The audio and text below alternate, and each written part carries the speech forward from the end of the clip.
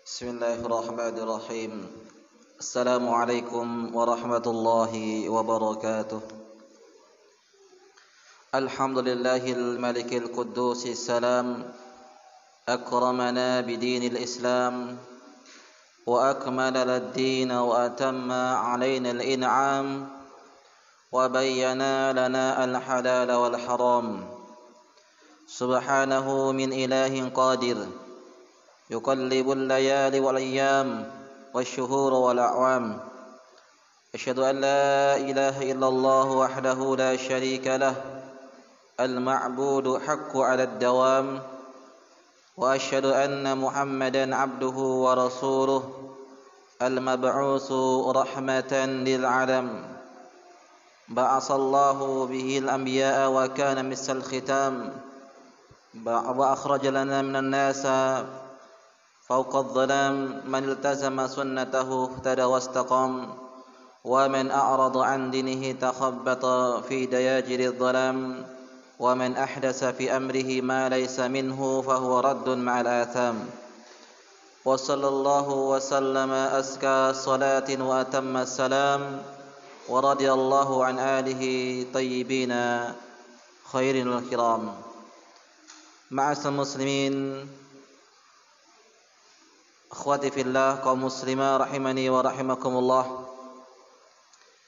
Yang paling pertama, hendaknya kita selalu menghadirkan syukur kepada Allah Subhanahu wa taala karena hingga pada pagi menjelang siang ini kita bisa berkumpul di salah satu majelis ilmu, dan kita memohon kepada Allah Subhanahu wa taala agar Allah Subhanahu wa taala menjadikan majlis ini adalah majlis yang diberkahi oleh Allah. Salawat dan salam kita sampaikan kepada Nabi kita Rasulullah sallallahu alaihi wasallam, kepada para sahabatnya, dan kepada orang-orang yang senantiasa mengikuti jejak beliau dengan baik dan benar hingga hari kiamat kelak. Kaum muslimah, ibu-ibu rahimani wa rahimakumullah, pada kesempatan ini insyaallah kita akan kembali melanjutkan pembahasan kitab Arba'una An-Nawawi, 40 hadis yang dikarang dan ditulis oleh Al-Imam An-Nawawi rahimallahu taala rahmatan wasi'ah. Pada pertemuan yang telah lalu kita telah membaca dan menjelaskan hadis yang ke-22. Maka pada hari ini insyaallah kita akan melanjutkan al-hadisu salisu wal ishrun, hadis yang ke-23. Hadis yang ke-23. Hadis ini dikeluarkan oleh Al-Imam Muslim. Al-Imam Muslim dalam kitab At-Taharah bab Fadlu al-Wudu, dari sahabat Nabi yang bernama Abu Malik Al-Haris bin Asim Al-Ash'ari, semoga Allah meridhoinya. Ia berkata, Rasulullah sallallahu alaihi wasallam bersabda, "At-tuhuru syatrul iman." Kesucian adalah bagian dari keimanan. Walhamdulillahi tamla'ul mizan. Dan ucapan alhamdulillah, segala puji bagi Allah, adalah ucapan yang akan memenuhi timbangan. Wa subhanallahi walhamdulillahi tamla'ani aw tamla'u bainas sama'i wal ard. Sedangkan ucapan subhanallah, maha suci Allah, dan ucapan alhamdulillah, keduanya bila digabungkan, yang mana keduanya itu dapat memenuhi antara langit dan bumi. Was-salatu nurun, salat adalah cahaya. Was-sadaqatu burhanun, sedekah adalah bukti nyata. Was-sabru diyaun, sabar adalah pelita, wal Qur'anu hujjatun laka au 'alaika, Al-Qur'an itu hujjah untuk dirimu atau hujjah atasmu. Atau dalam makna yang lain, Al-Qur'an itu kelak di hari kiamat akan membelamu atau justru akan menjadi bumerang bagimu. Kullun nasi yaqdu faba'i'un nafsahu famu'tikuha aw mubikuha. Setiap manusia berbuat di pagi harinya seakan-akan ia menjual dirinya. Ada yang memerdekakan dirinya sendiri dan ada yang membinasakan dirinya sendiri. Baik, nanti kita akan jelaskan makna daripada hadis tersebut. Kaum muslimah, ibu-ibu rahimani wa rahimakumullah, hadis yang mulia ini adalah hadis yang menunjukkan berbagai macam faidah. Di antaranya adalah faidah yang pertama, Nabi SAW mengatakan at-tuhuru syatrul iman, yaitu kesucian adalah sebagian dari iman. Inilah hadis yang sahih yang seharusnya kita lebih viralkan, ya, daripada hadis yang sering kita dengar. Sebagian kaum muslimin mengatakan an-nadhafatu minal iman, kebersihan adalah bagian dari keimanan. Ketahuilah para ibu-ibu kaum muslimah rahimani wa rahimakumullah, orang yang menyandarkan bahwasanya an-nadhafatu minal iman, kebersihan adalah bagian daripada keimanan, itu adalah hadis yang tidak ada asal usulnya, ucapan manusia, dan itu bukan hadis. Namun sebagian kaum muslimin menisbatkan dan menyandarkan ucapan tersebut adalah ucapan yang bersumber dari Rasulullah SAW. Padahal itu bukanlah hadis.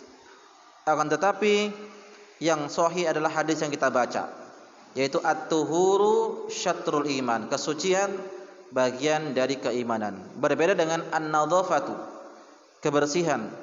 Kalau kita tarik makna daripada kebersihan adalah sebagian daripada iman, niscaya orang-orang kafir termasuk orang-orang yang beriman. Kenapa? Karena orang-orang kafir mereka adalah orang yang paling sangat menjaga kebersihan. Ya, mereka bersih.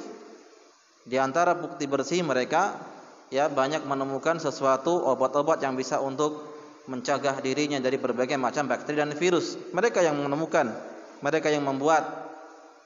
Ya. Jadi kebersihan sebagian daripada iman itu adalah bukan hadis. Yang benar adalah kesucian. Karena seorang yang suci kemudian dia salat, dan tidak akan sah seorang itu salat tanpa didahului dengan kesucian, bersuci terlebih dahulu. Maka itu hanya orang-orang Islam, hanya orang-orang beriman. Sementara kalau an-nadhafatu, kebersihan adalah bagian daripada keimanan, orang-orang kafir pun mereka ada yang bersih. Ya, ada yang semangat dalam menjaga kebersihan. Apakah setiap yang menjaga kebersihan dikatakan sebagai orang yang beriman? Maka tidak. Ya. Apakah setiap orang yang menjaga kebersihan dikatakan sebagai orang yang beriman? Maka jawabannya tidak. Karena orang-orang kafir mereka juga ada yang menjaga kebersihan. Ya, taib.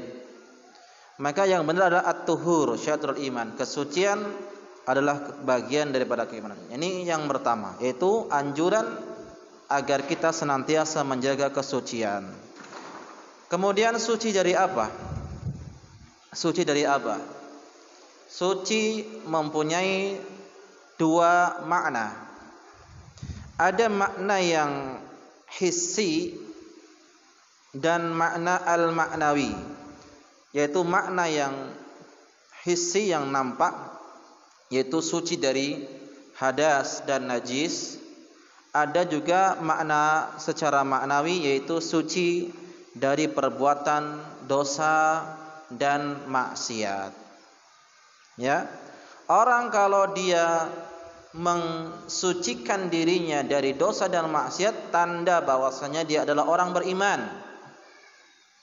Orang yang senantiasa menjaga dirinya dari sesuatu yang haram, meninggalkan larangan Allah dan mengerjakan perintah Allah itu adalah orang-orang yang beriman. Sama halnya dengan orang yang menjaga, membersihkan, mensucikan dirinya dari hadas dan najis. Hanya orang-orang Islam dan orang-orang yang beriman yang mensucikan dari hadas dan najis. Karena di agama lain tidak ada namanya hadas najis. Ya. Hanya ada dalam Islam. Jadi suci dari hadas dan suci dari najis. Sekarang pertanyaannya, apa bedanya hadas dan najis? Apa bedanya hadas dan najis? Ini pertanyaan yang sepele, tetapi terkadang banyak di antara kita yang tak bisa menjawab. Apa bedanya hadas dan najis? Kita diperintahkan untuk menghilangkan, mensucikan diri kita dari najis dan hadas. Maka hadas, kaum muslimah, ibu-ibu sekalian, hadas itu adalah sesuatu yang tidak ada barangnya. Sementara najis ada barangnya. Ya. Seperti najis itu kencing, air seni, ya, kemudian kotoran anjing dan seterusnya, itu najis, nampak barangnya. Sementara hadas tidak nampak barangnya. Perbedaan yang kedua, kalau hadas itu adalah keadaan, ya, keadaan seseorang dalam keadaan hadas, seperti seorang suami istri yang telah melakukan hubungan, maka itu adalah hadas. Atau seorang yang buang angin, keadaannya sedang buang angin, itu hadas namanya. Orang buang air seni itu hadas. Ya, BAB juga hadas. Perbuatannya itu, keadaan orang tersebut disebut dengan hadas. Nah, sementara untuk najis itu adalah, yaitu barangnya, ada bendanya. Kemudian di antara perbedaan hadas dan najis, hadas itu membatalkan wudu. Ya, orang yang sudah wudu kemudian buang angin, batal wudunya. Ya, orang yang sudah berwudu kemudian buang air kecil, batal wudunya. Sementara najis tidak mewajibkan batal atau tidak menjadikan seorang itu batal wudunya. Contoh, kita sudah wudu kemudian ingin pergi ke masjid, tiba-tiba sebelum pergi ke masjid anak kita kencing, kena baju kita. Apakah seorang terkena najis kencing anak kita kemudian kita harus wudu? Jawabannya tidak. Membersihkan iya, dibersihkan dari najis, diganti bajunya, dibersihkan iya, tetapi dia wudunya tetap sah, belum batal. Ya, ini bedanya hadas dan najis. Intinya para jamaah sekalian, kita diperintahkan untuk senantiasa mensucikan diri kita dari hadas dan najis, juga senantiasa diperintahkan untuk mensucikan diri kita dari dosa-dosa, kemaksiatan, dan dosa-dosa yang paling besar itu adalah kesyirikan. Ya, sebagaimana Allah Subhanahu wa taala berfirman, innamal musyrikuuna najas, sesungguhnya orang-orang musyrikin najis. Ya, orang-orang musyrikin najis karena apa? Karena mereka menyekutukan Allah Subhanahu wa taala. Najis secara maknawi, bukan zatnya, ya, maknawi. Ya, artinya mereka orang-orang musyrikin selama dia tidak beriman kepada Allah, mereka adalah najis. Nah, ini jadi perintah anjuran kita untuk senantiasa membersihkan diri dari dosa dan maksiat. Dosa hati kita, dosa tangan, dosa telinga, menggibah, dosa menggibah, mendosa adu domba dan seterusnya. Dan kesucian ini sangat penting jamaah sekalian. Karena Nabi Shallallahu alaihi wasallam mengatakan, ya, kebanyakan penghuni kubur itu fil baul, karena dia tidak pandai dalam bersuci. Nah, Nabi Shallallahu alaihi wasallam pernah melewati sebuah kuburan, kemudian Nabi mengatakan, wa inna hadza sahibul qabri, ya, la yu'adzabani, sesungguhnya penghuni kubur ini betul-betul diazab oleh Allah Subhanahu wa taala. Karena apa? Yang pertama adalah dia tidak pandai bersuci ketika dia buang air. Hati-hati, harus dijaga betul-betul kain kita dari najis. Karena sejatinya orang yang tidak pandai dalam menjaga kesucian berarti dia sholatnya tidak sah. Dan orang yang sholatnya tidak sah maka dianggap sebagai orang yang tidak sholat. Makanya kebanyakan azab kubur adalah bagi orang-orang yang tidak pandai membersihkan najisnya. Ya, ini bahaya. Kemudian yang kedua kata Nabi SAW, yang paling banyak atau ketika melewati sebuah kuburan kemudian orang tersebut diazab itu karena yamshi bin namimah.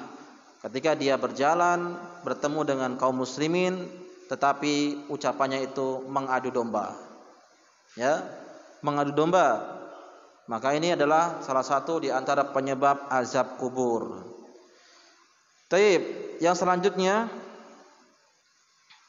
di antara faedah yang selanjutnya adalah al-imanu yataba'ad. Iman itu bercabang, bertingkat-tingkat. Nabi SAW bersabda, al-imanu bid'un wa sab'una syu'bah. Iman itu ada bercabang-cabang, ya, sampai kepada 70 cabang. Fa'alaha qala la ilaha illallah. Ucapan la ilaha illallah adalah derajat iman yang paling tinggi. Fa'adnaha imatatul adha 'anil tariq. Dan yang paling rendah adalah seorang itu menyingkirkan gangguan dari jalan. Wal haya'u syu'batun minal iman. Dan rasa malu itu bagian daripada keimanan. Maka di antara keimanan-keimanan tersebut, tingkatan-tingkatan keimanan adalah bersuci, baik dari hadas dan najis, dan bersuci mensucikan dirinya dari dosa-dosa yang dikerjakan oleh manusia. Ya? Jadi iman itu bertingkat-tingkat. Tidak seperti keyakinan orang-orang Khawarij, ya, orang-orang Khawarij mereka meyakini bahwasanya iman itu adalah satu kesatuan. Bila telah jatuh karena dosa maka hilang semuanya. Orang-orang Khawarij mengatakan pelaku dosa besar kufur, kafir, karena mereka meyakini bahwasanya iman itu satu kesatuan, tidak boleh dipisah-pisahkan. Jadi ketika dia sudah melakukan perbuatan dosa besar maka dia kafir, masuk ke neraka. Waliyadu billah. Ya, taib. Kemudian yang selanjutnya di antara yang faedah yang selanjutnya yang ketiga adalah isbatul mizan, menetapkan adanya timbangan. Ya, menetapkan adanya timbangan. Diambil dari mana? Dari sabda Nabi, walhamdulillahi tamlaul mizan. Ucapan alhamdulillah, ya, ucapan segala puji bagi Allah itu adalah dapat memenuhi timbangan. Sekarang sebagai seorang yang beriman kita harus meyakini bahwasanya di akhirat betul-betul ada yang namanya timbangan, mizan. Ya, pertanyaannya apa yang ditimbang? Pertanyaannya apa yang ditimbang? Apakah yang ditimbang itu amalnya ataukah orangnya? Siapa yang bisa jawab? Yang ditimbang amalnya atau orangnya? Hah? Yang ditimbang amalnya apa orangnya? Apa? Amalnya apa orangnya yang ditimbang? Yang ditimbang yang pertama adalah amalnya. Ya, yang ditimbang pertama adalah amalnya. Allah Subhanahu wa taala berfirman, fa amma man saqulat mawazinuhu fahuwa fi 'ishatir radiyah. Adapun barang siapa yang timbangan amal kebaikannya berat, maka dia akan hidup di masuk dalam surga. Ya. Wa amma man khaffat mawazinuhu fa ummuhu hawiyah. Dan barang siapa yang timbangan amal kebaikannya itu ringan, maka dia akan tinggal di neraka hawiyah. Ya, itu yang pertama. Yang ditimbang adalah amalnya. Semakin dia banyak beramal, maka semakin berat timbangannya. Dan apabila semakin dia kurang amalnya, maka akan kurang juga timbangannya. Ya. Jadi yang pertama yang ditimbang adalah amal. Yang kedua, yang ditimbang itu adalah orangnya. Kok tahu Ustaz? Iya, dari hadis Nabi sallallahu alaihi wasallam. Suatu hari Nabi sallallahu alaihi wasallam pernah menyuruh salah seorang sahabat yang bernama Abdullah ibnu Mas'ud untuk mengambil sebuah kurma, menaiki pohon kurma. Kemudian ketika menaiki pohon kurma, datang angin, sehingga angin tersebut menyikap betisnya Abdullah ibnu Mas'ud. Dan para sahabat yang lain melihat betisnya Abdullah ibnu Mas'ud itu kecil, berarti menunjukkan bahwasanya beliau itu orang yang kurus. Tertawa sahabat yang lain, menertawakan betisnya Abdullah ibnu Mas'ud. Maka Rasulullah sallallahu alaihi wasallam bersabda, "Kenapa kalian tertawa?" Ya, fa inna saqaihi ketahuilah bahwasanya betisnya Abdullah ibnu Mas'ud asqal min Uhudin, ya, lebih berat ditimbang pada hari kiamat daripada gunung Uhud. Betisnya Abdullah ibnu Mas'ud kalau ditimbang pada hari kiamat itu jauh lebih berat betisnya Abdullah ibnu Mas'ud radhiyallahu ta'ala anhu daripada gunung Uhud. Jadi ini menunjukkan dalil bahwasanya yang ditimbang juga adalah orangnya. Dalam riwayat yang lain juga ada seorang yang datang dengan badan yang sangat besar, yang sangat gemuk, kemudian ketika ditimbang ternyata tidak lebih berat daripada seekor nyamuk. Tidak ada beratnya ketika ditimbang, ya. Kecil. Jadi yang kedua ini yang ditimbang adalah orangnya. Kemudian yang ketiga apalagi yang ditimbang? Yang ditimbang adalah catatan amal yang dia kerjakan, entah itu amal yang baik atau itu amal yang buruk. Maka pada hari kiamat nanti kata Nabi sallallahu alaihi wasallam akan dibentangkan setiap orang itu catatan amalnya. 99 catatan amal. Ya. Maka ketika dibentangkan semua catatan amalnya, satu catatan amal itu, lembaran catatan amal itu satu itu jauhnya seperti mata memandang. Jauhnya. Itu ada 99 dan semuanya yang 99 itu isinya kejelekan semua, ya mengadu domba, ya jahat, ya mencuri, ya berzina, ya mabuk, pokoknya semuanya keburukan semua. Ibaratnya kalau anak-anak sekolah itu dapat lapor isinya merah semua, ya angka merah. Dapat 5, dapat 3, dapat 4 gitu. Tidak ada yang dapat 7, 8, tidak ada. Merah semua, buruk semua isi lapornya. Ya. Catatan amalnya semuanya jelek. Namun dia punya amalan satu, apa itu? Tauhid. La ilaha illallah. Nah, ditimbanglah 99 catatan amal dan ditimbanglah kalimat tauhid la ilaha illallah, ternyata lebih berat catatan amal tauhidnya tadi la ilaha illallah. Jadi yang ditimbang ada berapa? 3. Yang pertama adalah yaitu amal perbuatannya.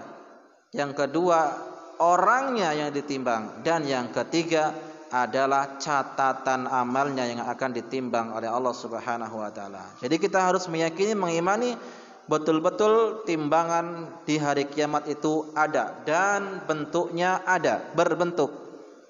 Tidak seperti orang-orang Mu'tazilah bahwasanya timbangan itu kiasan saja. Tidak, kita meyakini timbangan itu betul-betul timbangan. Bagaimana bentuknya? Wallahu taala a'lam bishawab. Tidak ada yang tahu bagaimana bentuknya. Jelas ada timbangan. Allah berfirman dalam surah Al-Anbiya ayat yang ke-47. Wa nada'ul mawazinal qista liyaumil qiyamati fala tudlamu nafsun syai'a wa in kana misqala habbatin min khardalin ataina biha wa kafa bina hasibin. Ya. Wa nada'ul mawazin, dan kami akan memasangkan timbangan-timbangan pada hari kiamat dengan tepat, ya, adil, Allah Subhanahu wa taala sangat adil dan sangat detail ketika menimbang. Fala tudlamu nafsun syai'a, dan seorang tidak akan pernah dizalimi sedikit pun, tidak akan pernah dirugikan. Jadi enggak mungkin Allah itu menzalimi seorang hamba. Apa yang dia kerjakan di dunia itu yang akan dia dapatkan. Wa in kana misqala habatin min khardalin ataina biha, meskipun ya dia mengamalkan sebuah suatu kebaikan yang sebesar biji sawi, pasti akan kami timbang. Wa kafa bina hasibin, cukuplah kami yang membuat perhitungan, ya. Jadi betul-betul akan ditimbang oleh Allah Subhanahu wa taala pada hari kiamat. Baik. Ya. Jadi itulah amalan yang akan memenuhi timbangan, salah satunya adalah zikir. Ucapan alhamdulillah, ucapan alhamdulillah. Allah Subhanahu wa taala, Nabi yang mulia sallallahu alaihi wasallam bersabda, kalimatani khafifatani ala lisan, dua kalimat yang ringan diucapkan di lisan, sakilatani fil mizan, dan lebih berat ya timbangannya di mizan, habibatani ilar rahman, dua kalimat tersebut dicintai oleh Allah Subhanahu wa taala ar-Rahman, yaitu adalah ucapan subhanallah wa bihamdih subhanallahil azim, subhanallahi wa bihamdih subhanallahil azim. Ya, tolong dihafalkan ucapan ini, ucapan yang ringan tapi berat di timbangan, dan ucapan ini lebih dicintai oleh Allah Subhanahu wa taala, yaitu ucapannya subhanallah wa bihamdih subhanallahil azim. Ya, daripada kita ngomong tidak jelas sana kemari, bertemu dengan kawan ngerumpi, maka perbanyak ini basah lisan kita. Ya, dengan apa? Dengan ini subhanallah wa bihamdi subhanallahil azim. Jadi pada kita duduk termenung, tidak mengingat Allah Subhanahu wa taala, maka hendaknya kita berbanyak untuk berzikir, yaitu subhanallah wa bihamdi subhanallahil azim. Maha suci bagi Allah, segala pujian baginya, dan maha suci bagi Allah Subhanahu wa taala, Rabb yang sangat agung, yang sangat besar, ya. Jamaah sekalian rahimani wa rahimakumullah, kita sebagai orang yang beriman diperintahkan oleh Allah Subhanahu wa taala untuk berbanyak berzikir. Di antara firman-Nya adalah Nabi Allah berfirman, ya ayyuhalladzina amanu dzkurullaha dzikran katsira. Wahai orang-orang yang beriman, zikirlah, ingatlah kepada Allah Subhanahu wa taala ya sebanyak-banyaknya. Jadi zikir itu ada dua, zikir yang mutlak dan zikir yang muqayyad. Zikir yang mutlak, zikir yang tidak ada batasan. Dan zikir yang muqayyad itu zikir yang terkait dengan ibadah tertentu. Contoh zikir yang muqayyad yang terkait ya itu seperti zikir setelah salat. Ada zikirnya ya. Subhanallah 33 kali, alhamdulillah 33 kali, ya, Allahu akbar 33 kali. Ada zikir setelah bangun tidur, sebelum tidur, sebelum makan, ya, setelah makan. Zikir masuk ke kamar mandi, toilet, keluar dari toilet, itu zikir-zikir itu terikat dengan ibadah dan amal tertentu. Ada zikir yang tidak terikat dengan amalan tertentu, yaitu zikir yang terserah kapan saja waktunya, sebanyak-banyaknya, tidak ada batasan, yaitu seperti ini. Zikir subhanallah wa bihamdi subhanallahil azim, atau zikir yang lain dengan istighfar, ya. Maka ini zikir-zikir yang diperbolehkan. Tidak ada batasan tertentu. Tidak harus 1000 kali, harus 3333 kali, tidak, ya. Terserah. Sebanyak-banyaknya ini boleh. Ya. Seperti ini diperbolehkan. Dan orang-orang yang beriman adalah mereka yang selalu mengingat Allah Subhanahu wa taala. Alladzina yadhkurunallaha qiyaman wa qu'udan, ya, wa 'ala junubihim wa yatafakkaruna fi khalqis samawati wal ard. Orang-orang yang beriman adalah mereka orang-orang yang selalu mengingat Allah, baik dalam keadaan berdiri, dalam keadaan duduk, dalam keadaan berbaring. Ini orang-orang beriman, ya, mengingat Allah Subhanahu wa taala. Makanya Allah mengatakan, ya, uzkuruni adkurkum washkuruli wa la takfurun. Ingatlah aku akan mengingat kalian, dan syukurilah nikmatku, niscaya ya, dan kalian jangan kufur kepadaku. Jadi kalau kita ingat Allah, Allah juga akan ingat kita.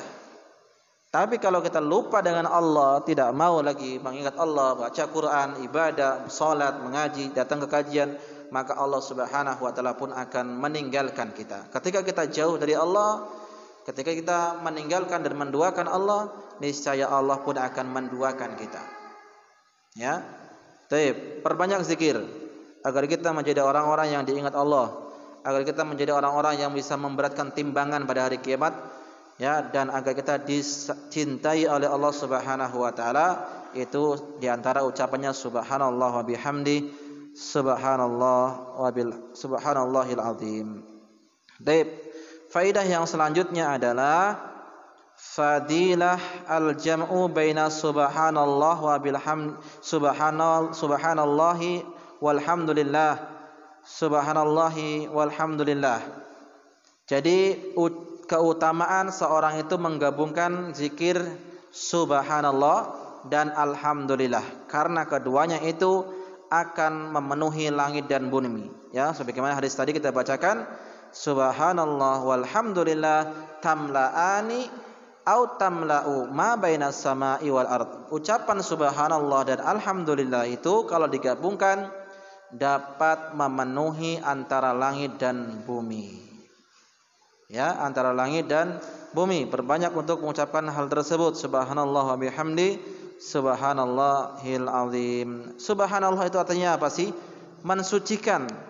Mensucikan Allah Subhanahu wa taala dari segala kekurangan. Allah Maha sempurna. Allah Maha sempurna segala-galanya. Ya. Allah Subhanahu zat yang tidak akan mati dan tidak akan pernah mati. Allah Al-Hayyu yang Maha hidup, Al-Qayyum yang Maha berdiri sendiri, ya. Dan Allah Subhanahu wa taala menciptakan alam semesta ini tidak dalam keadaan letih, tidak pernah letih. Pokoknya Allah sempurna segala sesuatunya. Makanya kita sucikan subhanallah. Makanya Allah mengatakan dalam Al-Qur'an, "Wa laqad khalaqnas samawati wal arda wa ma bainahuma fi sittati ayyamin wa ma massana min lughub." Sungguh kami telah menciptakan langit dan bumi di dalam 6 masa, dan Allah Subhanahu wa taala tidak pernah merasakan keletihan. Berbeda sama manusia. Sekuat apapun manusia tenaganya, jika dia suruh bekerja seharian tanpa makan, maka dia akan merasa letih. Namun Allah Subhanahu wa taala, subhanallah, maha suci bagi Allah, tidak pernah merasakan keletihan. Ya. Ini di antara ucapan subhanallah. Kemudian di antara ucapan alhamdulillah itu adalah bersyukur, memuji Allah. Pujian itu hanya untuk Allah Subhanahu wa taala. Makhluk tidak berhak mendapatkan pujian. Tapi Allah Subhanahu wa taala Rabb yang maha, ya, sempurna, layak dengan kemuliaannya, maka berhak untuk dipuji. Makanya Allah mengatakan dalam Al-Qur'an, surat yang kita baca setiap hari, yaitu alhamdulillahi rabbil alamin. Segala puji, ya, hanya milik Allah. Puji-pujian yang indah, yang bagus, yang sempurna hanya milik Allah Subhanahu wa taala. Ya. Ini maka kita harus memuji, dan kita juga harus mensucikan Allah dari sifat-sifat yang buruk. Kemudian yang selanjutnya, faedah yang selanjutnya adalah as-salatu nurun, ya. Salat itu adalah cahaya. Salat itu adalah cahaya. Jamaah sekalian, ibu-ibu rahimani wa rahimakumullah, salat itu adalah cahaya. Cahaya untuk di dunia dan cahaya juga untuk di akhirat. Di dunia orang itu yang ketika dia sering mengerjakan salat, maka hatinya cahaya, mukanya akan terpancar cahaya. Bukan berarti ada cahaya di mukanya, bukan, tapi wajahnya itu berseri-seri. Karena seringnya dia dengan air wudu, dan tunduknya dia dengan firman Allah Subhanahu wa taala. Berbeda dengan orang-orang yang tidak pernah salat, orang-orang Islam yang tidak pernah salat dan tidak pernah dengan kena air wudu, maka wajahnya akan, yaitu gelap, ya. Wajahnya gelap, tidak bercahaya, mengerikan. Maka di antara cara untuk mendapatkan cahaya adalah dengan kita memperbanyak salat. Ya, memperbanyak salat. Oleh karena itu Allah Subhanahu wa taala berfirman dalam Al-Qur'an, "Yauma tabyadu wujuhu wa taswaddu wujuh." Ini di akhirat nanti. Di pada hari kiamat kelak, yaitu ada wajah yang putih berseri dan ada pula wajah yang hitam muram. Ya, yauma tabyadu wujuh wa taswaddu wujuh. Ada nanti pada hari kiamat wajah-wajah yang putih berseri dan ada pula wajah-wajah yang hitam muram. Kenapa? Maka Abdullah ibnu Abbas radhiyallahu taala anhuma menafsirkan yang dimaksud dengan wajah-wajah yang putih berseri, mereka adalah wajahnya ahlus sunnah wal jamaah. Dan yang dimaksud dengan wajah-wajahnya orang yang hitam muram adalah mereka wajah-wajahnya para ahlu bid'ah. Ya, salat tidak sekedar salat, tapi salat yang sesuai dengan tuntunan Nabi sallallahu alaihi wasallam. Ibadah bukan sekedar ibadah, tapi ibadah yang dicontohkan oleh Rasulullah sallallahu alaihi wasallam. Ya, salat mendatangkan cahaya. Karena kaum muslimin rahimani wa rahimakumullah, bahwasanya salat ini adalah cahaya untuk di dunia dan akhirat. Terlebih lagi di akhirat seorang itu sangat membutuhkan cahaya. Makanya dalam sebuah hadis Nabi menceritakan ketika seorang itu ingin melewati sirat, jembatan, maka mereka akan mendapatkan cahaya.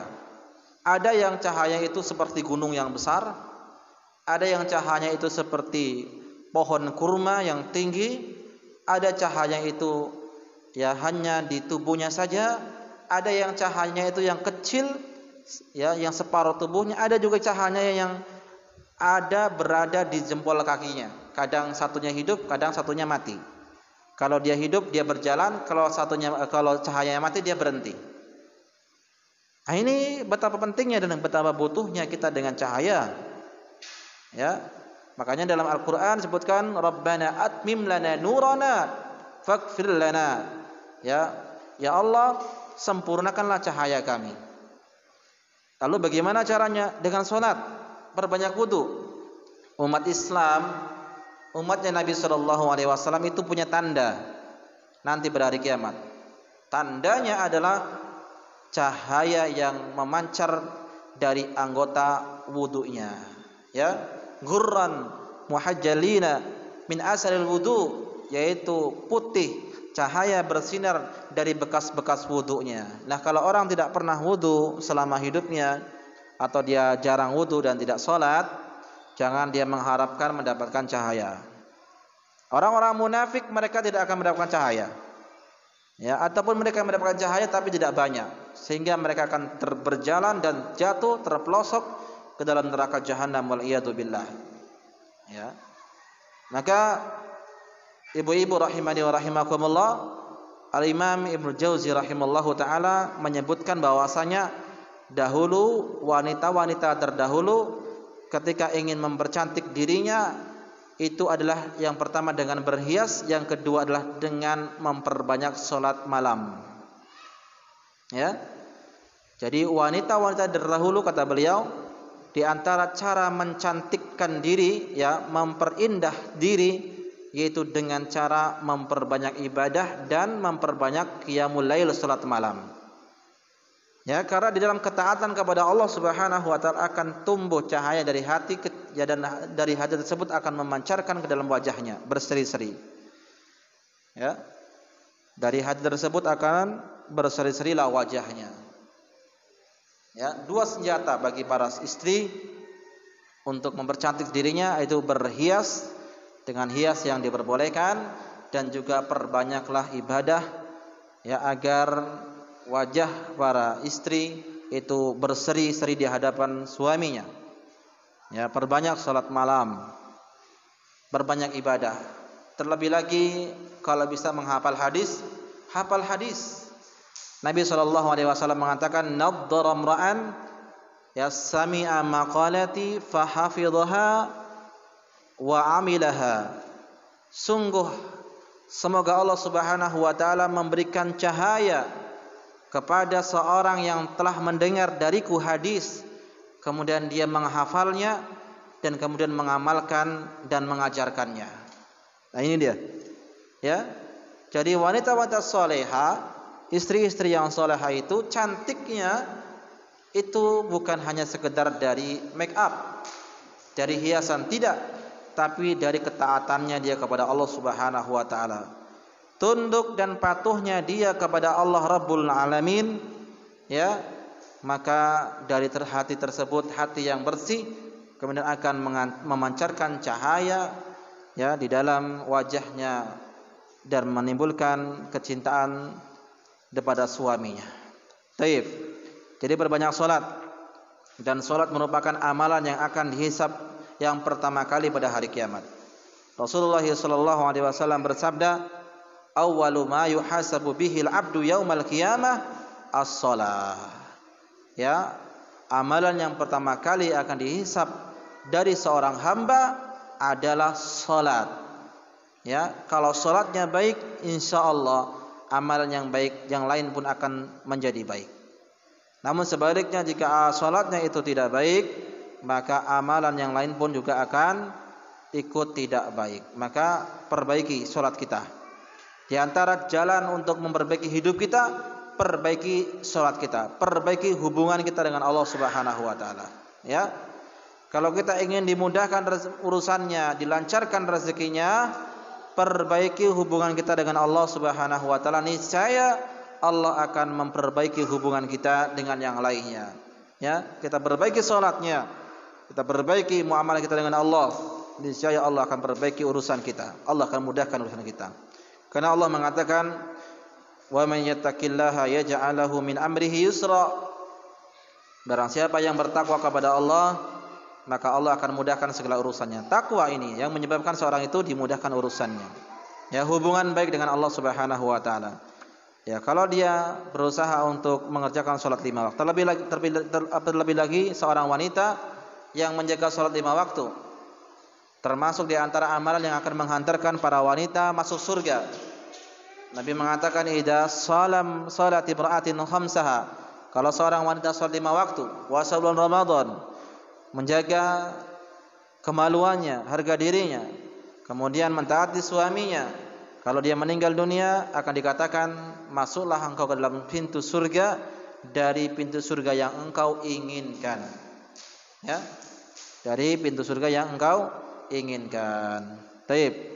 Salat, dan ajarkan kepada anak-anak kita untuk salat. Di antara tahap awal untuk mengajarkan kepada anak kita salat adalah kita berdoa kepada Allah sebagaimana doanya Nabi Ibrahim alaihissalam, "Rabbi ja'alni muqimas salati wa min dzurriyyati." Ya Allah, jadikanlah aku orang yang menegakkan salat dan juga anak keturunanku yang menegakkan salat. Doa dari sekarang. Ya, mungkin bapak, ibu-ibu yang belum menikah atau yang belum punya anak, dari sekarang berdoanya.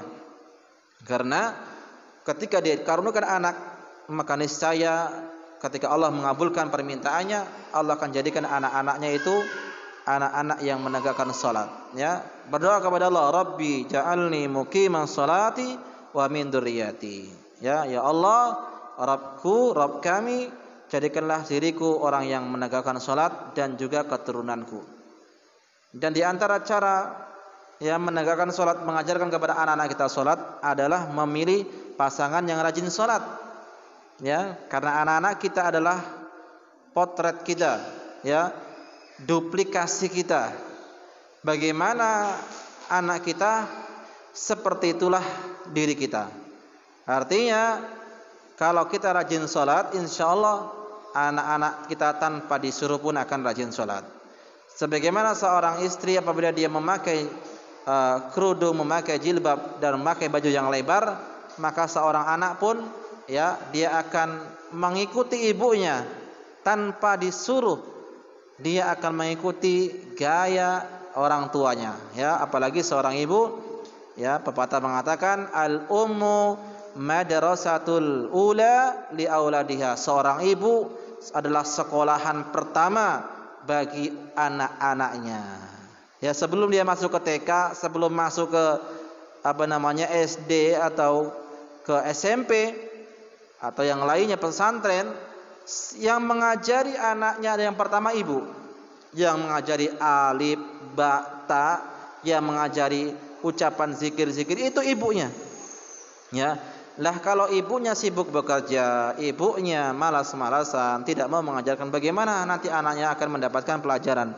Sementara ya pepatah mengatakan al-ummu madrasatul ula li auladiha. Seorang ibu adalah sekolahan pertama bagi anak-anaknya. Dan yang paling penting adalah engkau wahai sang ibu akan dimintai pertanggungjawaban oleh Allah Subhanahu wa taala terhadap pendidikan anakmu nanti.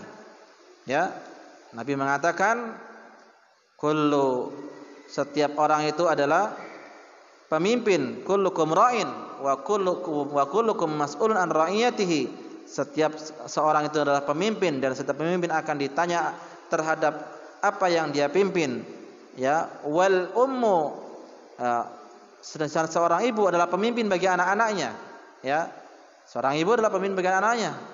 Maka lihatlah bagaimana perkembangan anaknya dalam pendidikannya, apakah dia sudah bisa mengaji atau tidak, apakah dia sudah bisa belajar dengan baik, bisa menulis apa tidak. Itu keberhasilan juga faktor yang terbesar adalah dari tangan seorang wanita salihah atau seorang ibu yang betul-betul dia ibu yang sejati. Ya, taib.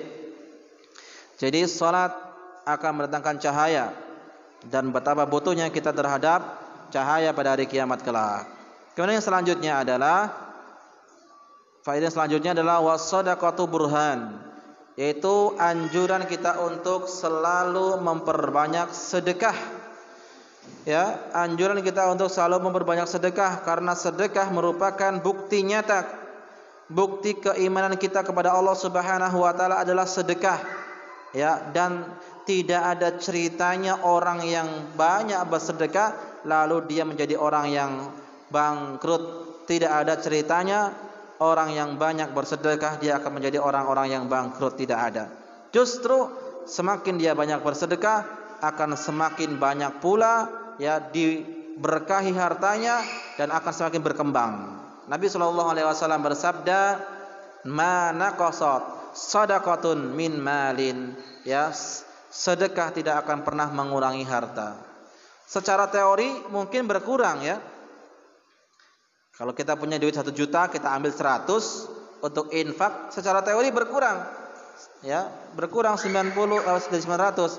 Padahal itu akan bertambah, dimuliakan dan akan semakin ditambah oleh Allah Subhanahu wa taala.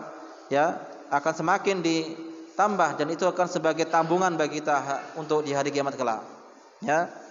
Oleh karena itu jamaah sekalian, ibu-ibu rahimani wa rahimakumullah, mumpung kita masih diberikan hidup oleh Allah, hendaknya kita betul-betul ya memanfaatkan harta kita di jalan Allah Subhanahu wa taala. Allah berfirman, "Wa anfiqu mimma razaqnakum min qabli an ya'tiya ahadakumul maut fayaqula rabbi laula akhartani ila ajalin qarib fa asaddaqa wa akum minas salihin."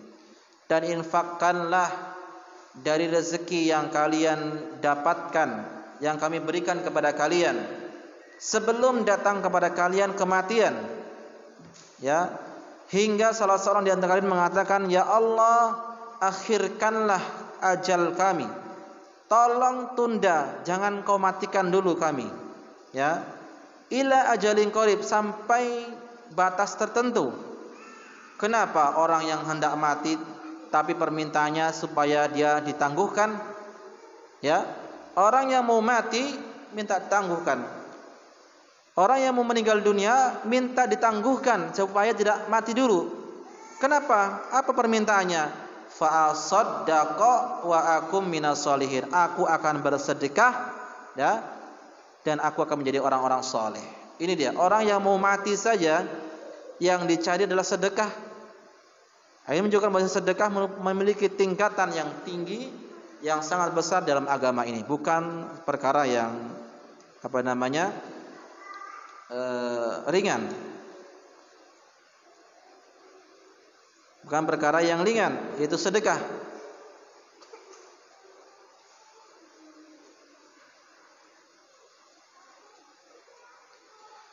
Maka ma'asyiral muslimin, kaum muslimah rahimani wa rahimakumullah, orang-orang yang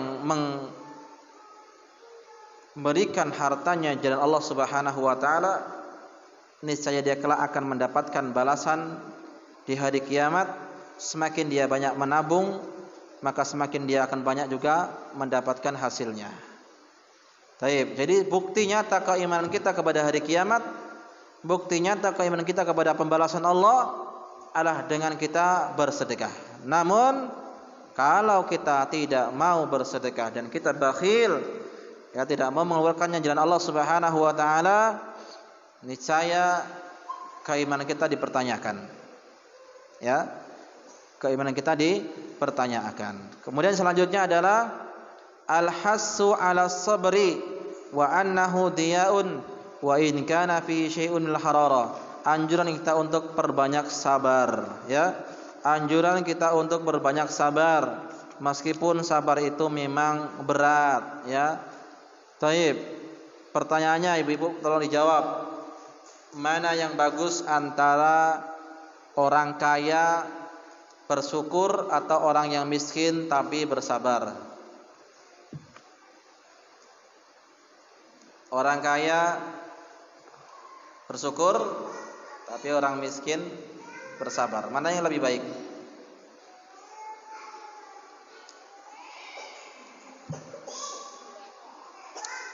Mana yang lebih baik?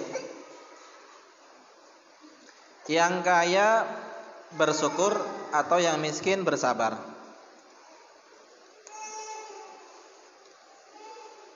Hah? Ada yang jawab kaya bersyukur, ada yang jawab miskin bersabar. Kaya dan miskin punya keutamaan masing-masing, ya. Syukur dan sabar juga punya keutamaan masing-masing. Allah mengatakan dalam Al-Quran, innallaha ma'as sabirin, sesungguhnya Allah itu bersama orang-orang sabar. Tidak ada Allah mengatakan innallaha ma'as syakirin, Allah bersama orang-orang syukur, enggak ada. Ya. Tetapi orang-orang miskin juga punya keutamaan. Di antaranya adalah orang-orang miskin itu akan masuki surga lebih dahulu, 500 tahun lebih dahulu masuk surga daripada orang-orang kaya. Ya. Tetapi hadis yang lain juga mengatakan al-mu'minu qawiyyun khairun minal mu'min dhaif. Mukmin yang kaya, yang kuat, ya kuat finansialnya, kuat ilmunya, kuat apa segala macam, ekonominya kuat, itu lebih Allah cintai daripada mukmin yang lemah. Ya lemah ekonomi, lemah finansial. Jadi mana yang lebih bagus antara kaya bersyukur atau miskin bersabar? Jawabannya adalah yang paling bertakwa adalah yang paling baik. Ya. Yang paling takwa, yang paling baik karena yang paling mulia sisi Allah Subhanahu wa taala itu bukan kaya miskin, tapi yang paling takwa. Allah mengatakan inna akramakum indallahi atqakum, sesungguhnya yang paling mulia di sisi Allah adalah yang paling bertakwa di antara kalian. Kalau dia kaya bertakwa maka itu baik. Kalau dia fakir miskin dia bertakwa juga lebih itu juga baik. Namun kalau dia kaya dan bersyukur itu yang termasuk yang baik. Kenapa? Ya, karena banyak orang yang kaya ternyata dia tidak pandai bersyukur. Tapi kalau orang miskin dia bersabar banyak. Mau apa lagi orang miskin? Bersabar. Iya. Mau melawan tidak mungkin, bersabar banyak. Tapi orang yang kaya banyak yang tidak pandai bersyukur. Masih punya mobil satu, minta lagi mobil dua. Punya rumah satu, minta lagi rumah yang kedua. Ya. Seterusnya, enggak pandai bersyukur. Makanya kaya bersyukur itu baik. Ya, dan dua-duanya ada kebaikan, tetapi kalau ditanya lebih baik adalah yang paling kaya, yang bersyukur dan yang paling bertakwa. Ya, itu sudah insyaallah di yang paling sempurna. Sabar merupakan ya senjata kita dalam mengarungi kehidupan. Ibu-ibu sekalian rahimani wa rahimakumullah, kita lihat dalam mengarungi kehidupan itu tidak mulus-mulus saja, ya. Ada kalanya malam itu datang siang yang derang benderang ini akan berganti dengan malam. Akan datang masanya suatu hari, ya, keadaan yang cerah menjadi mendung dan turun hujan. Akan datang suatu masa tertawa diganti dengan kesedihan, ya, tertawa dengan menangis. Akan datang suatu masa kebahagiaan diganti dengan kesedihan. Jadi manusia terus berbolak-balik antara sedih dan bahagia, ya, senang dan bahagia. Ada juga yang tertawa kemudian menangis. Hari ini mungkin kita tertawa, tapi tidak selama-lamanya kita tertawa, ya. Hari ini kita tertawa, tapi tidak selama-lamanya kita tertawa. Akan datang suatu masa kita akan menangis. Begitu pula sebaliknya, hari ini mungkin kita menangis dan tidak selama-lamanya kita menangis, tetapi akan datang pada suatu masa kita akan tertawa. Nah, untuk menghadapi kehidupan yang seperti ini, maka kita butuh senjata.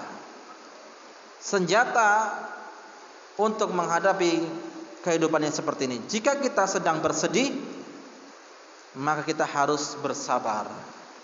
Ya, jika kita mendapatkan kenikmatan, kita harus bersyukur. Sabar dan syukur dua hal seperti dua sayap burung yang tidak mungkin terpisahkan. Kalau satunya rusak, tidak bisa terbang. Sama dengan sabar dan syukur. Kalau hilang kesabaran, maka juga tidak akan baik. Dan hilang syukur kita juga tidak akan baik. Jadi sabar itu merupakan senjata. Ya. Sabar dalam apa? Yang pertama, sabar dalam menghadapi maksiat. Sabar ketika orang itu hendak melakukan maksiat.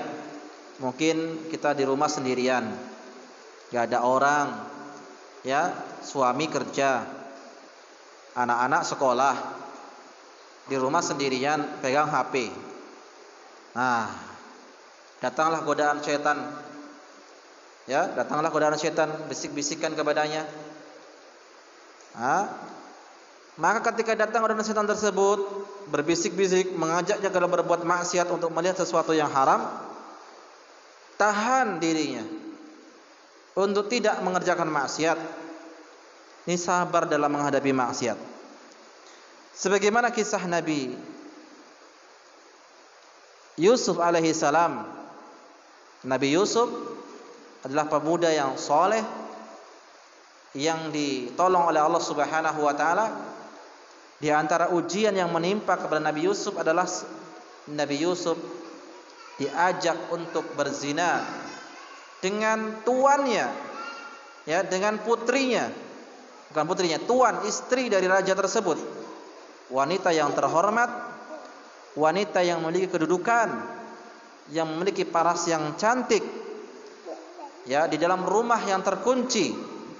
Tak ada seorang pun yang mengetahui, ya, kecuali Allah Subhanahu wa taala, kemudian mereka yang melakukan. Maka Nabi Yusuf alaihissalam mengatakan, innahu rabbi ahsana maswai innahu la yuflihudz zalimun. Sesungguhnya tuanku, istrinya, ya, putri, ya, istrinya tadi yang akan menggoda tadi, ya, istrinya raja tadi, punya laki-laki raja itu sudah berbaik, sudah berbuat baik kepada Nabi Yusuf. Jadi kalau seandainya dia berkhianat kepada rajanya, yaitu dengan berzina dengan istri raja tersebut, maka akan menjadi orang-orang yang zalim, pengkhianat namanya. Dan Nabi Yusuf pemuda yang normal, ya, pemuda yang normal, punya nafsu, punya syahwat. Makanya Allah mengatakan walaqad hammat bihi wa hamma biha.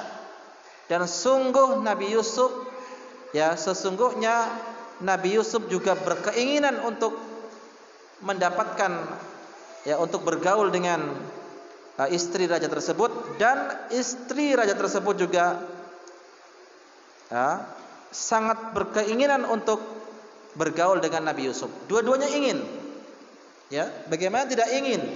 Karena Nabi Yusuf seorang yang gagah, yang tampan, sementara istrinya Al-Aziz, ya, raja, sangat cantik, punya kedudukan. Makanya Allah mengatakan walaqad hammat bihi wa hamma biha. Sungguh istrinya raja tersebut sungguh sangat ingin ya untuk bergaul dengan Yusuf, dan Yusuf juga sangat ingin bergaul dengan istri raja tersebut. Laula an ra'ahu burhan rabbih, jika seandainya bukan karena rahmat dari Allah Subhanahu wa taala, niscaya keduanya akan melakukan hubungan perzinahan. Nah, ini dia sabar, tinggalkan maksiat. Ya, sabar. Mungkin ibu-ibu di rumah misalnya suka, ya kadang bukan ibu-ibu saja, laki-laki juga demikian. Ya, suka merumpi dan seterusnya.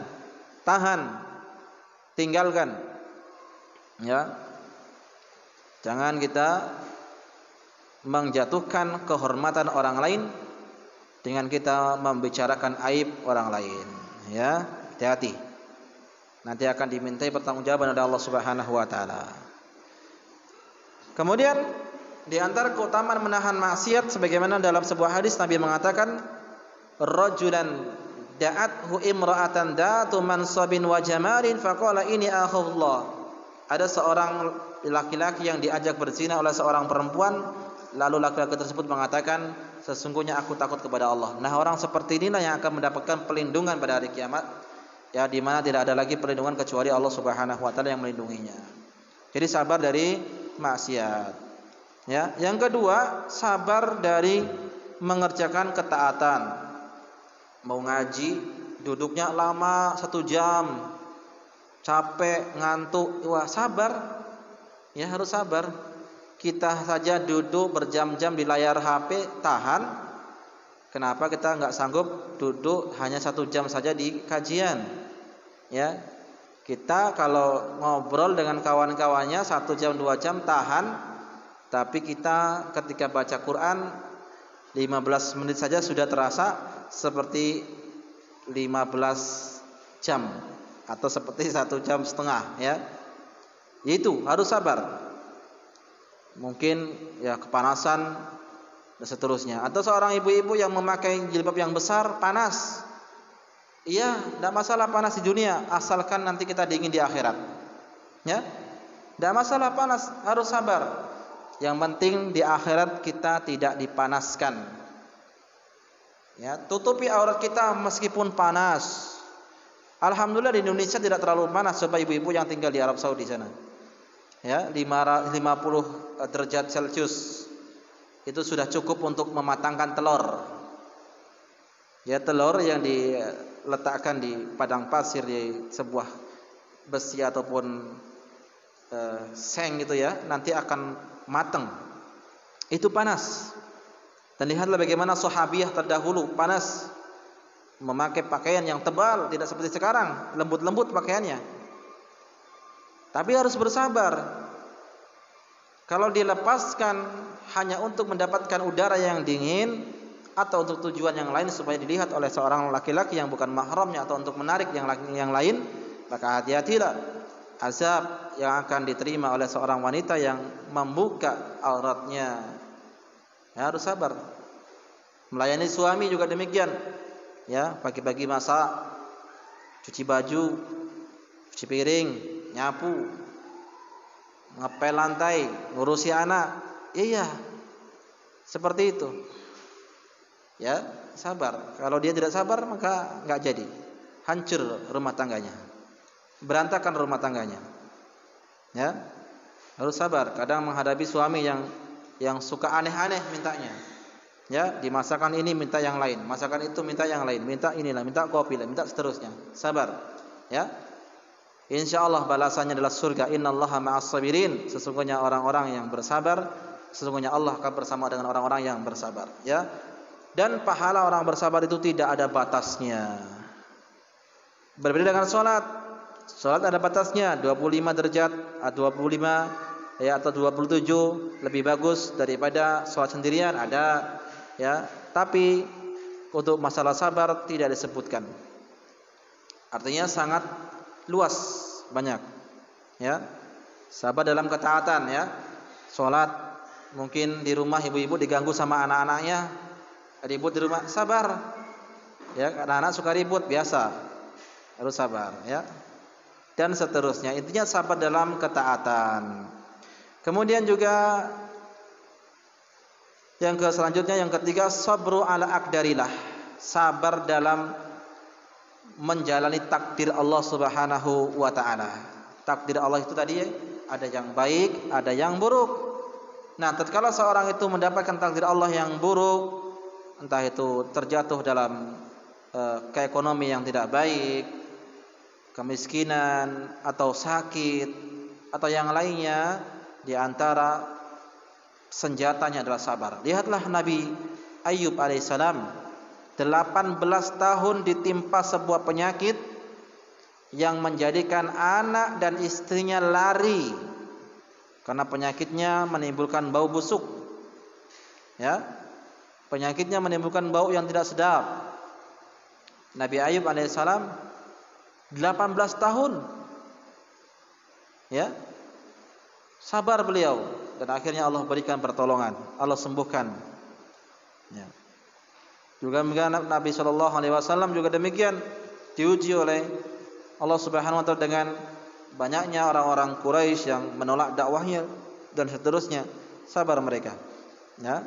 Jadi 3 dalam tingkatan kesabaran: sabar dalam menghadapi maksiat, sabar dalam melakukan ketaatan, dan sabar dalam menjalani takdir Allah Subhanahu wa taala. Karena takdir Allah terkadang kita itu berada di atas, terkadang kita berada di bawah.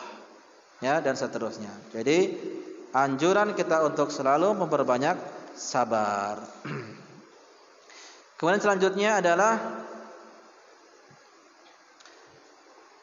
faedah yang selanjutnya adalah bayanun nasi annal Qur'an imma ghanim wa imma gharim. Itu petunjuk dan penjelasan kepada manusia bahwasanya Al-Qur'an itu kelak pada hari kiamat itu bisa sebagai pembela kita, atau sebaliknya pada hari kiamat itu justru akan menjadikan bumerang bagi kita. Ibu-ibu masih ingat siapa yang pertama kali akan dibakar di dalam neraka? Siapa? Ada 3 orang. 3 orang yang akan pertama kali dijadikan sebagai bahan bakarnya neraka. Ya. Yang pertama itu ada orang yang berjihad. Ya, berjihad, ya Allah saya berjihad karenamu, ya. Tapi kata Allah, anta kadzabta, engkau berdusta. Engkau berjihad supaya dikatakan sebagai orang yang pemberani. Kemudian ada orang yang bersedekah, ya Allah aku bersedekah karenamu. Tidak, engkau bohong, kadzabta, engkau bersedekah supaya dikatakan sebagai orang yang dermawan. Dan yang ketiga, ya Allah aku baca Quran karenamu, aku mengajarkan Quran karenamu. Tidak, engkau itu belajar Quran, ngajar Quran itu supaya kau dikatakan sebagai ahlul Quran, atau kau dikatakan sebagai orang alim. Nah, 3-tiganya ini yang akan dijebloskan ke dalam neraka, wala'iyadzubillah. Makanya Nabi mengatakan wal Qur'anu hujjatun laka au alaika. Al-Qur'an itu adalah sebagai pembelamu atau justru akan sebagai bumerang. Ya. Maka kita berdoa kepada Allah Subhanahu wa taala, mudah-mudahan Al-Qur'an ini sebagai hujjah bagi kita, bukan sebagai bumerang yang akan menghancurkan kita. Karena ya akan ada orang-orang yang direndahkan gara-gara Al-Quran, dan ada orang-orang yang ditinggikan gara-gara Al-Quran. Ya, maka baca Quran supaya menjadi hujah bagi kita kelak. Nabi Shallallahu Alaihi Wasallam bersabda, Iqra'ul Qur'ana fa innahu ya'ti yaumal qiyamah syafi'an li ashabihi. Bacalah Al-Quran karena Al-Quran kelak akan datang pada hari kiamat, ya, sebagai pemberi syafaat bagi orang yang membaca. Dapat syafaat, Al-Quran akan menolong kita, ibu-ibu sekalian. Al-Quran akan datang kepada kita nanti pada hari kiamat. Ya, ketika seorang itu hendak dimasukkan ke dalam neraka, datang Al-Quran membelanya. Ya, datang membela, ya Allah, dahulu orang ini tidak tidur di malam hari karena membacaku, maka tolonglah hari ini berikan syafaatku kepadanya. Atau berikanlah, mohonlah bahwasanya izinkan aku hari ini untuk memberikan syafaat kepadanya. Datang Al-Quran membela kita. Maka baca Al-Quran ibu-ibu sekalian di rumah. Rumah yang dibacakan Al-Quran adalah rumah yang terang, Ya, sekalipun dia tinggal di gubuk yang reot. Namun rumah yang tidak dibacakan Al-Quran itu seperti kuburan, sekalipun dia tinggal di istana yang sangat megah. Nabi SAW bersabda, "Wala taj'alu buyutakum maqabira." Jangan kau jadikan rumahmu seperti kuburan. Ya, fa inna syaitana yanfiru minal baiti tuqra'u fihi suratul Baqarah. Sesungguhnya syaitan itu akan lari dari sebuah rumah yang dibacakan di dalamnya surat Al-Baqarah. Baca surat Al-Baqarah. Kalau kita sedang haid, bisa kita putarkan MP3 atau kita putarkan kajian atau suara-suara yang lain untuk membaca, atau anak-anak kita yang sudah bisa baca suruh baca, atau suaminya suruh baca dan seterusnya, supaya rumah itu hidup. Rumah yang dibacakan di dalamnya Al-Quran itu hidup. Karena Nabi SAW mengatakan, "Matsalul ladzina yadhkuruna Allah wal ladzina la yadhkuruna Allah kamatsalil hayyi wal mayyit." Perumpamaan seorang yang mengingat, berzikir, mengingat Allah Subhanahu wa taala seperti orang yang hidup, dan seperumpamaan orang yang tidak berzikir seperti orang yang mati. Jadi ke rumah, meskipun dia tinggal di gubuk yang reot, yang kecil, yang sempit, tapi lapang, terasa lapang dan bersinar kalau dia dibacakan di dalamnya Al-Quran.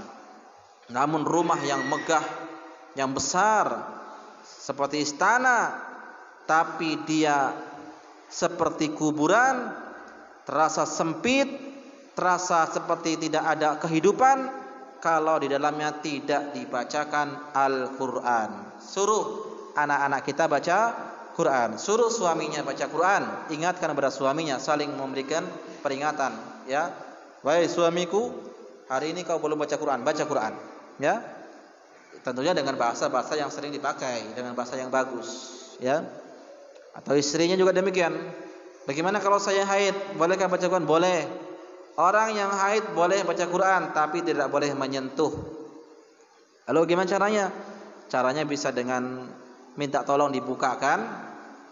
Ketika sudah dibuka, bisa dengan menggunakan kayu yang kecil, lidi, untuk membuka-buka halaman, bisa.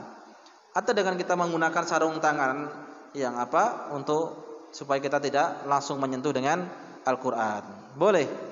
Ya, yang bagi yang haid tidak ada masalah. Alangkah indahnya jika dalam sebuah rumah tangga itu hidup dibacakan Al-Quran, anak-anaknya baca Quran, suaminya baca Quran, istrinya baca Quran, ya. Dan alangkah buruknya dan alangkah sempitnya rumah bila dalam rumahnya tidak dibacakan Al-Quran. Ya, Nabi SAW mengatakan, "Wala aqulu alif lam mim harfun." Aku tidak mengatakan alif lam mim itu satu huruf, walakin alif harfun wa mim lam harfun wa mim harfun. Akan tapi alif satu huruf, lam satu huruf, mim satu huruf, dan satu huruf itu pahalanya 10 kebaikan. Jadi kalau kita baca alif lam mim itu sudah 30 kebaikan. Bagaimana kalau bismillahirrahmanirrahim, sudah 19 huruf, kalikan 10, 190 kebaikan. Bagaimana kalau kita baca qul huwallahu ahad Allahu samad seterusnya, atau baca yang lainnya, maka betapa banyaknya kita bisa mendapatkan kebaikan. Jangan malas kita untuk membaca Al-Quran. Baik, yang terakhir perkataan Nabi SAW, kullun nasi yakdub fabai'u nafsahu famu'tikuha au mubikuha.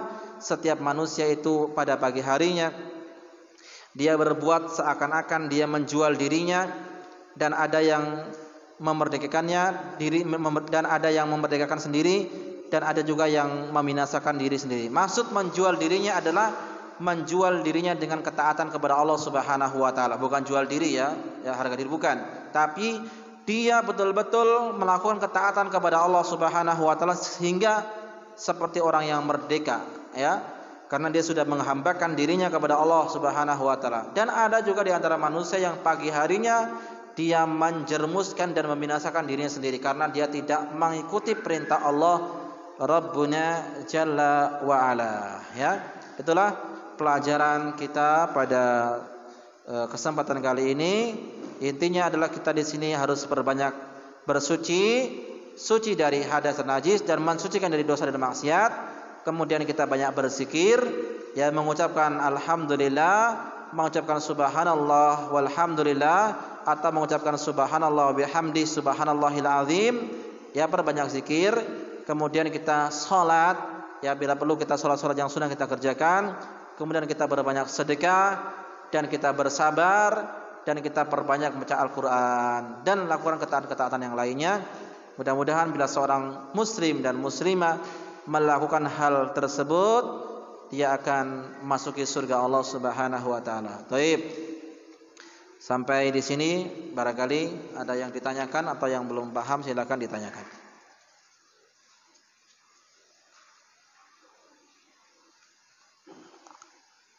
Baik, tidak ada pertanyaan, kita cukupkan di sini. Semoga apa yang kita pelajari mudah-mudahan sebagai pengingat bagi kita, dan hadirnya kita di sini merupakan sebagai amalan yang dinilai ibadah oleh Allah Subhanahu wa taala dan menjadi pemberat bagi kita kelak di hari kiamat, ya. Dan semoga Allah Subhanahu wa taala selalu memberikan kepada kita hidayah, penjagaan dari berbagai mara bahaya dan juga penjagaan dari dosa dan maksiat. Dan kita cukupkan sampai di sini. Wassallallahu ala nabiyina Muhammadin wa ala alihi washabihi ajma'in, wa akhiru da'wana alhamdulillahi rabbil alamin. Assalamualaikum warahmatullahi wabarakatuh.